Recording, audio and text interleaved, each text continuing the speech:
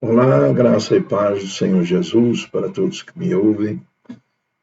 Nós estamos aqui, pela misericórdia do Senhor, dando continuidade à ministração do discipulado. Estamos na quinta lição, esta é a nona ministração, e falamos a respeito da igreja, o Israel espiritual de Deus.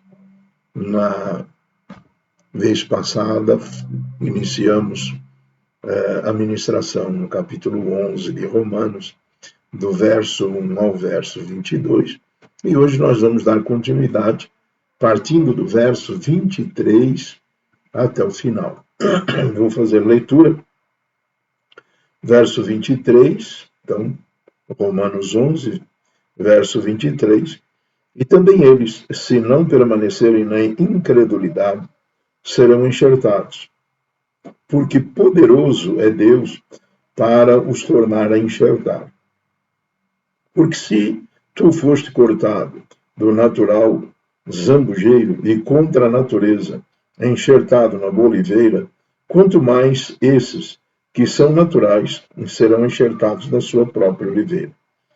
Porque não quero, irmãos, que ignoreis este segredo, para que não presumais de vós mesmos, que o endurecimento veio parte sobre Israel, até que a plenitude do gentio haja entrado. E assim todo Israel será salvo, como está escrito: de Sião virá o libertador, e desviará de Jacó as impiedades. E este será o meu concerto com eles, quando eu tirar os seus pecados. Assim que, quanto ao evangelho, são inimigos por causa de vós, mas, quanto à eleição, amados por causa dos pais. Porque os dons e a vocação de Deus são sem arrependimento. Porque assim como vós antigamente fostes desobedientes a Deus, mas agora alcançastes misericórdia pela desobediência deles, assim também estes agora foram desobedientes para também alcançarem misericórdia pela misericórdia a vós demonstrada.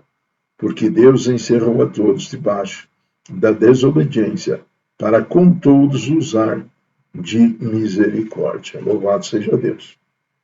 Então, vamos lá, verso 23. E também eles, se não permanecerem na incredulidade, serão enxertados, porque poderoso é Deus para tornar a enxertar. Então, amados, aqui fica registrado algo que é extremamente importante, que é a história do crer e do não crer. Né?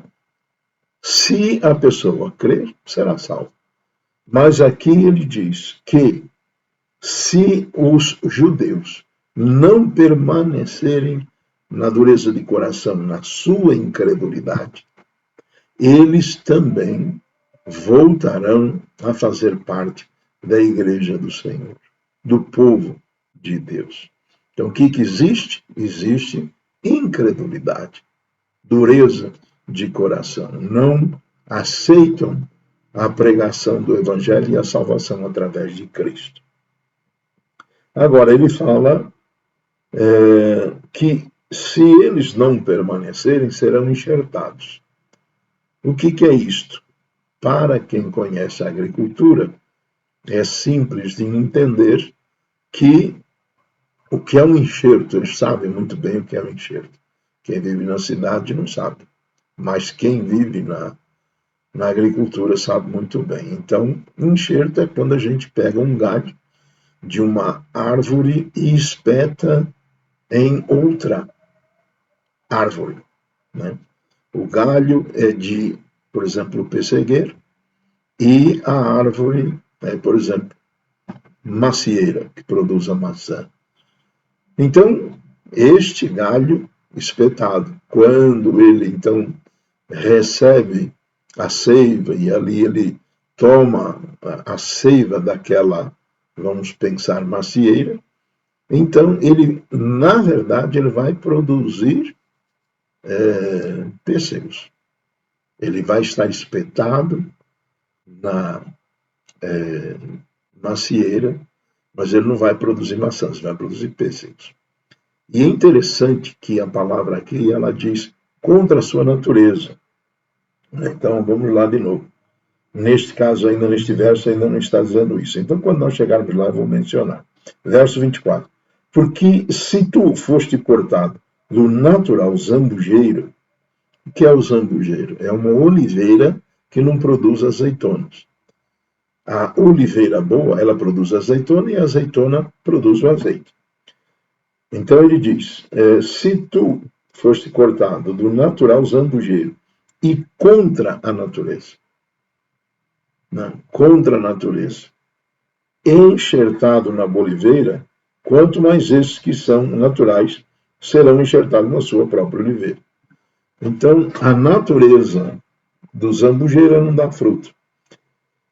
Então, o que ele está explicando aqui é que o zambujeiro, por não dar azeitona na oliveira brava, significa que todos quantos andavam dispersos, alheios a Deus, alheios ao Evangelho, a natureza deles não era dar fruto nenhum para Deus, com certeza. Pelo contrário, eles seguiam os ensinamentos do mundo, e o mundo quem o rege é Satanás. Então eles praticavam as más obras. Você que não nasceu no Evangelho sabe muito bem que o prazer das pessoas, naturalmente, é andar, a correr, na verdade, não é andar, correr, para se satisfazer fazendo o que não deve. Então, ele está explicando que a natureza nossa, uma natureza maligna, mesmo assim, Deus Todo-Poderoso, nos enxertou na oliveira boa. Ou seja, conseguiu transformar a nossa natureza. Como ele é todo-poderoso, ele faz isso. Então, pela ação do Espírito Santo, por ter recebido a Jesus, então, recebendo a palavra de Deus, as nossas obras deixaram de ser aquelas que praticávamos no passado. Então, a nossa natureza foi transformada numa natureza espiritual. Era uma natureza natural, meio redundante, mas éramos naturais e hoje somos espirituais. E isso contra a nossa própria natureza, pela ação do Espírito Santo, pelo poder de Deus atuando na nossa vida, quando nós recebemos a palavra do Evangelho. Então, é isso que ele está querendo explicar, que o judeu, ele conhece muito bem as coisas que se relacionam a Deus. Ele nasceu dentro de um povo que sempre mencionou Deus e que Deus sempre foi o dirigente da vida deles. Então, eles conhecem tudo. Eles conhecem os 10 mandamentos, eles conhecem a lei, eles conhecem a forma de adorar, eles sabem tudo. Então, ele chama isso de própria natureza. Eles foram um povo que seguiu a Deus, a própria circuncisão, que era praticada com eles e tal. Então, é um povo que está acostumado a ouvir falar de Deus, o que não acontece com os gentios, com aqueles que não tinham nascido neste povo.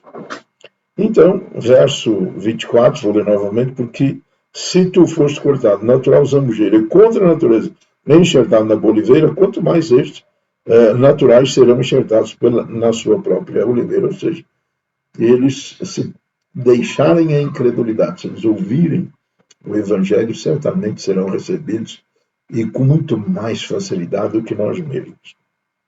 Muito bem. Verso 25.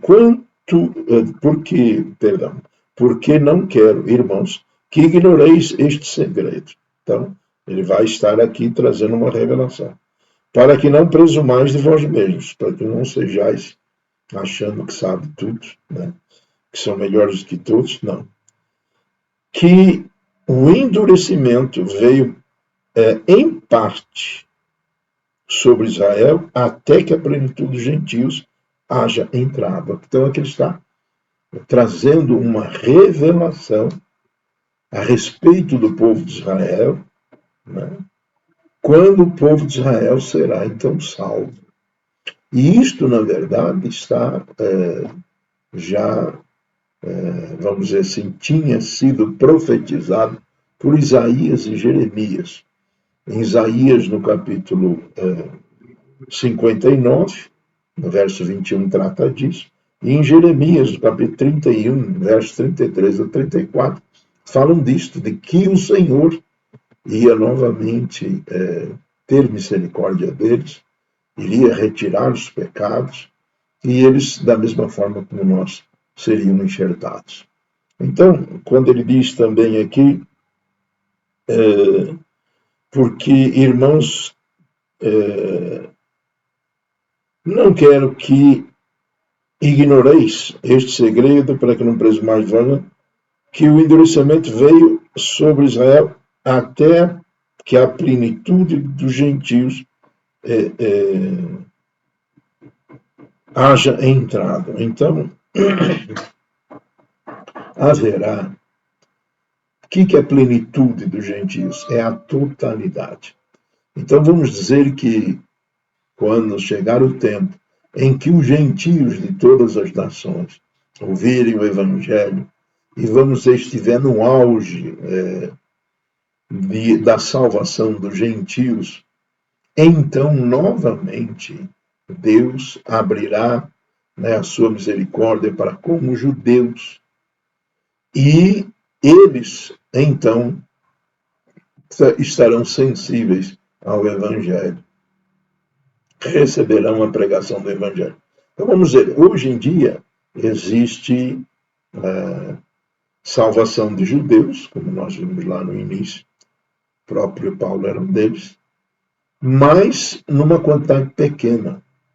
Mas quando a plenitude, ou seja, quando chegar o tempo em que os gentios, que são todos aqueles que não fazem parte do povo judeu, ouvirem o Evangelho e chegar aí, vamos dizer assim, no fim da salvação destes, então novamente os judeus serão enxertados. Por quê? Pela misericórdia de Deus, Deus perdoará os seus pecados, como nós vamos ver aqui para baixo, e eles voltarão. E aí se unirá os gentios salvos com os judeus. Só um minuto. E aí se unirá.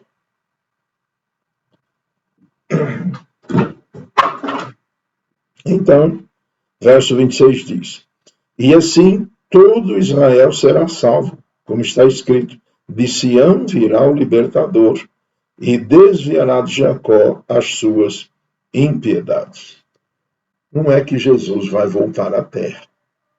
Isso não está muito claro de que ele não voltará. Mas a questão é quando a misericórdia de Deus, é o poder de Deus, é algo que assim está muito fora da capacidade nossa de entender. Mas quando a misericórdia de Deus operar neste tempo, ele vai remover os pecados de Jacó, ou seja, da sua descendência. E então este povo será liberto do cativeiro das trevas.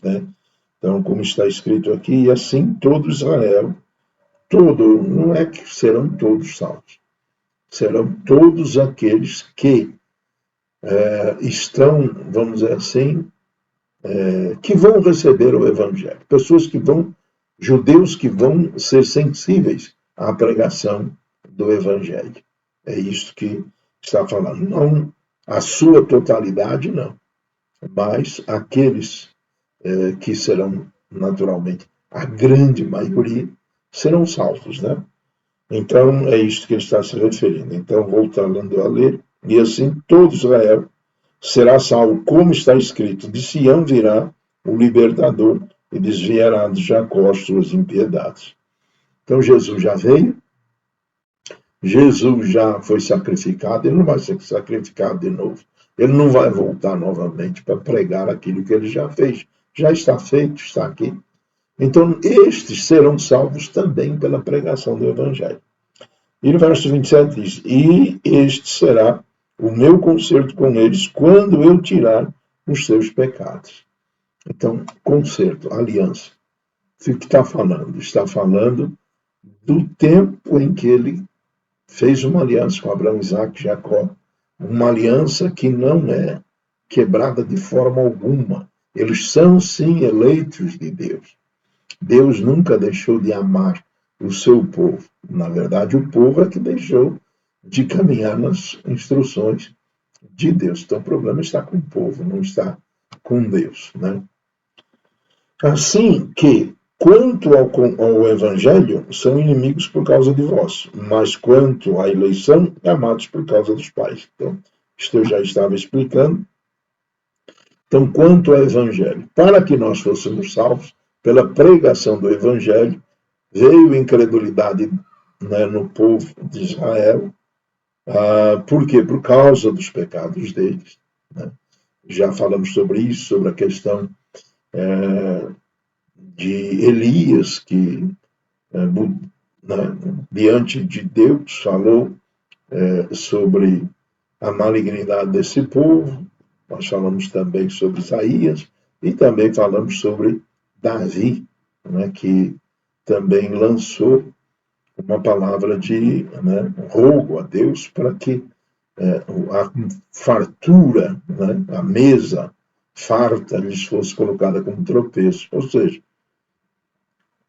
não há povo que tenha ouvido mais evangelho do que o povo judeu. Não existe. A mesa deles foi farta. Nunca faltou palavra para os judeus. Eles conhecem muito bem. Então, Davi rogou a Deus para que fossem cegos, vendo cegos, e surdos que ouvem, mas não ouvem o evangelho. Então, se escureceu o entendimento. Já falamos sobre isso. Então, verso 29, porque os dons e a vocação de Deus são sem arrependimento. Ou seja, Deus fez uma aliança com Abraão, Isaac e Jacó. Ele fez com Abraão, renovou com Isaac, renovou com Jacó. E isto era para a posteridade. Então, não importa quanto tempo passa.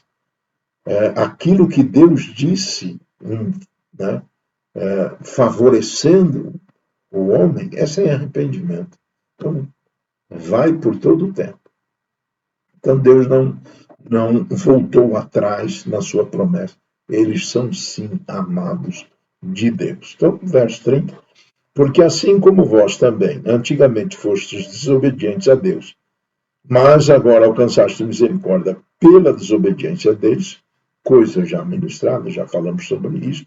Então, agora aqui tem uma exposição para o povo judeu e para nós também, nos mostrando a razão, né, pela qual Deus agiu assim. Então, Deus agiu com misericórdia conosco, está aqui, verso 30. Porque assim como vós também, antigamente, fostes desobedientes, o povo judeu é desobediente, mas nós também fomos desobedientes. Essa é a questão, né?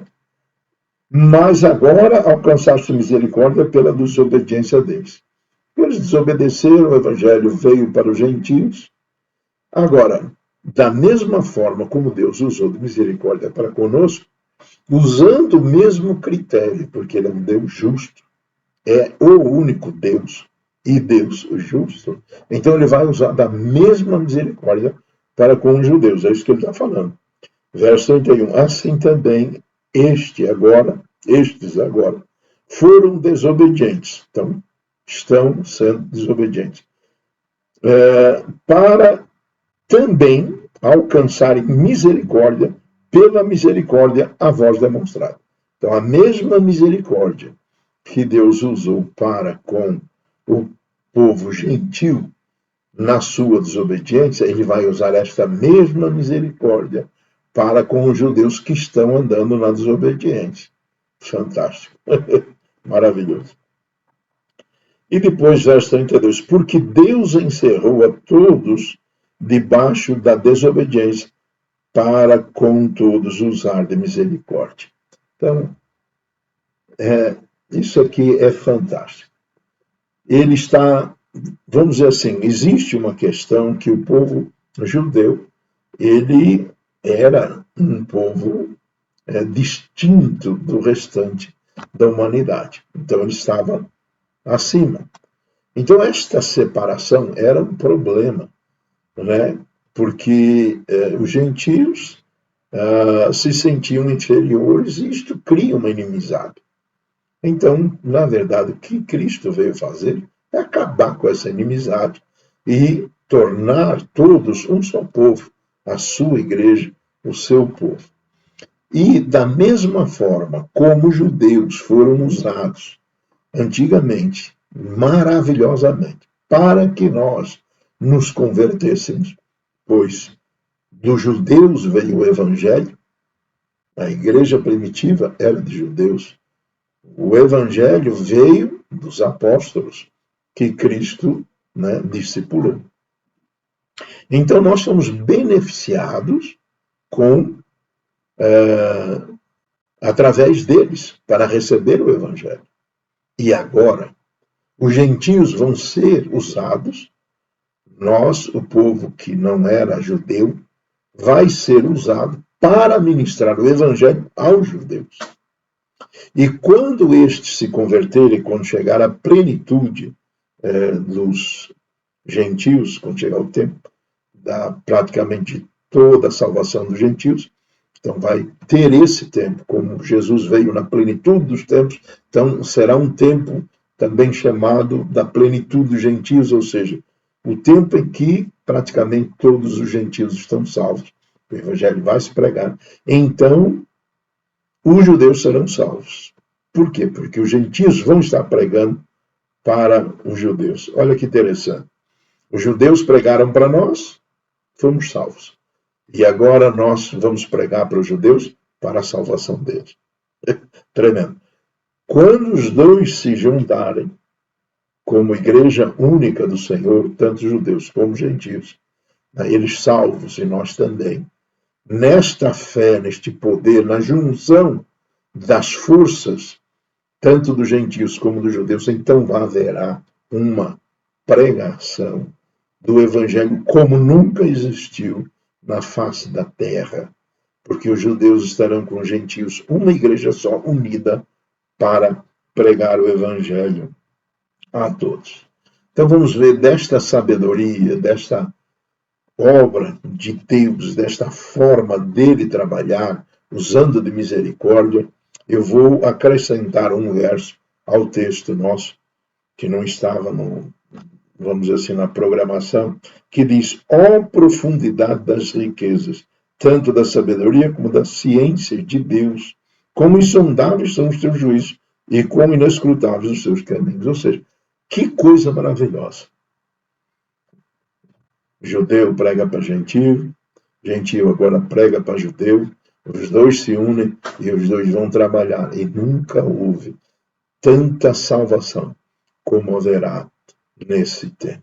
Louvado seja Deus, pela sua palavra, que tanta alegria nos traz e tanta sabedoria de Deus, que nós tomamos conhecimento, que é algo tremendo. Eu fico imaginando que as coisas de Deus, eu fico imaginando que eu nunca tive oportunidade de saber tanto, me alegrar tanto, quanto a gente vai se aproximando através da leitura da palavra, do estudo da palavra.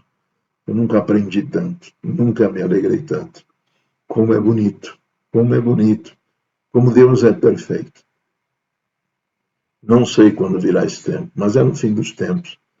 Nós vamos poder saber disso, ou testemunhar, não sei se... Acho que não é o tempo ainda, mas está próximo. Muito evangelho será distribuído. Imagina os judeus com toda a riqueza deles, contribuindo para a pregação do evangelho. Meu Deus, vai ser fantástico. Fique com Deus, Deus te abençoe em nome de Jesus. Até a próxima, se Deus quiser. será já na sexta lição.